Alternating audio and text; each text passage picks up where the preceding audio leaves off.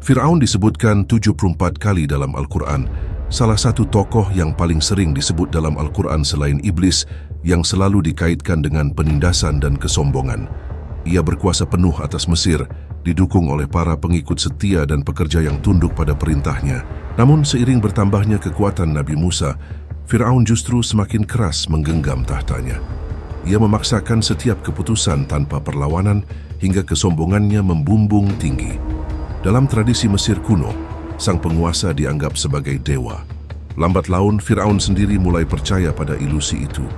Ia merasa dirinya pencipta, penguasa tunggal atas kehidupan dan kematian. Ia hidup dalam kemegahan menindas rakyat dan mabuk kekuasaan. Tetapi satu hal ia lupakan, hukuman Allah sudah dekat. Sebuah akhir yang kelak menjadi peringatan abadi bagi seluruh umat manusia. Sebelumnya mari kita menengok Mesir kuno, negeri yang menyimpan pelajaran abadi. Disinilah sungai Nil mengalir, panjang dan megah, menjadi nadi kehidupan kerajaan. Airnya yang tak pernah kering memperkaya tanah dengan mineral, menyulap gurun tandus menjadi lahan subur penuh hasil pertanian. Kemakmuran pun tumbuh, pertanian, ternak hingga perdagangan maritim menjadikan Mesir pusat ekonomi yang makmur.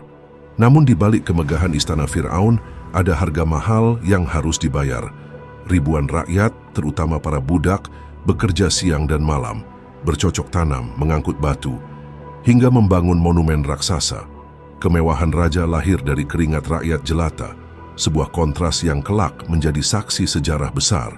Pada satu masa, Nabi Yusuf alaihi salam dipercaya sebagai wazir di Mesir. Di tangannya negeri itu mengenal tauhid, mengenal Allah yang esa.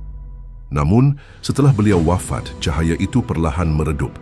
Mesir kembali ke jalan lama, menyembah berhala, sebagai bentuk dendam dan penolakan terhadap ajaran yang pernah ditegakkan.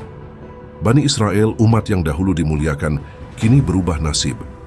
Mereka dijadikan budak, hidup dalam penindasan dan kerja paksa.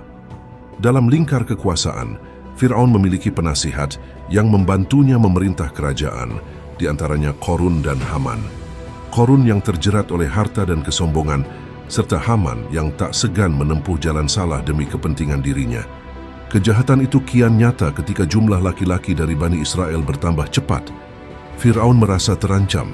Ia membayangkan suatu hari, bila perang meletus, bangsa Israel yang tertindas itu bisa bangkit melawan.